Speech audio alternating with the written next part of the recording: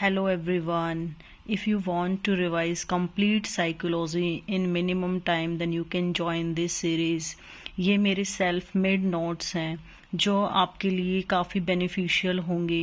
तो इसमें हर एक लाइन एक क्वेश्चन बनती है। ये एक मतलब थोड़े से टाइम में आपकी बहुत ईजिली रिवीजन हो जाएगी, जो कि अभी कमिंग स्टेट है उसके लिए। तो you can join this series. Psychology को शिक्षा में लाने का श्रेय, क्वेश्चन आता है 1 नंबर में, साइकोलॉजी को शिक्षा में लाने का श्रेय किसने दिया? रूसो ने। तो ये 1 मार्क्स का आता है कि साइकोलॉजी को शिक्षा में कौन लाया, तो कौन लाया? रूसो। अब शिक्षा मनोविज्ञान क्या है? शिक्षा मनोविज्ञान ये पूछते हैं तो ये क्या है? व्यवहार में परिवर्तन। अब हमारा ये एक ट्रिक है AMCB। सबसे पहले आत्मा, फिर मन, फिर चेतना, फिर बिहेवियर, सबसे लास्ट में बिहेवियर आया है। सबसे पहले आत्मा, फिर मतलब जो भी साइकोलॉजिस्ट है उन्होंने बोला कि जो हमारी साइकोलॉजी वो आत्मा, फिर मन, फिर चेतना, फिर बिहेवियर, सबसे लास्ट में बिहेवियर। तो ये ट्रिक है। अब ये भी पूछ सकते हैं कि बिहेवियर के बारे में किसने बताया था? मैं शिवम को बुलाओ। तो श से क्या है? स्किनर, व से वाटसन, एम से मन, और क्रो, और मैं से मैकडूगल, और बुलाओ में जो ये बै है इसको हम वे की तरह काउंट करते हैं तो वुडवर्थ। तो आप ऐसे याद कर सकते हो कि बिहेवियर के बारे में किस किस ने बोला था। तो यहाँ से ये ट्रिक है, ठीक है। और आत्मा ये भी है, यूनानी आत्मा से ए पढ़े तो ए अरस्तु, ए अरिस्टोटल, ढे जो है ये डेकार्टे, और ये पे जो है प्लेटो है। और इन्होंने इन सब ने क्या बोला था? आत्मा का विज्ञान माना था साइकोलॉजी को, ठीक है।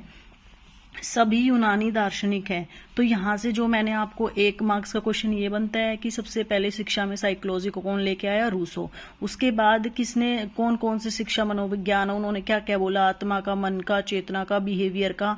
तो सबसे लास्ट में बिहेवियर का बोला था। तो ये व्यवहार में परिवर्तन होता है। तो किस किसने, जैसे आत्मा को किसने बोला, मन को किसने बोला, चेतना को किसने बोला, और बिहेवियर को किसने बोला।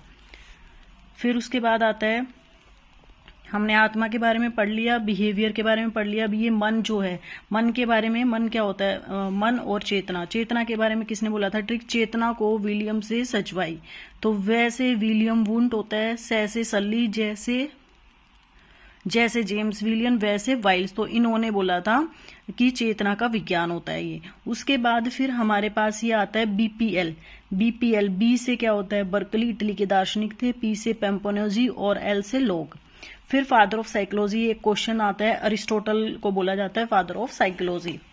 रियल साइकोलॉजी किसने बोला था? Real psychology, father of real psychology कौन है? William Wundt. अगर ये क्वेश्चन आए फादर ऑफ रियल साइकोलॉजी कौन है, तो विलियम वुंट। 1 मार्क्स में क्वेश्चन आता है तो आपको ये ही बोलना है, रियल साइकोलॉजी के फादर कौन है? William Wundt. और फादर ऑफ साइकोलॉजी सिंपल आए तो अरिस्टोटल।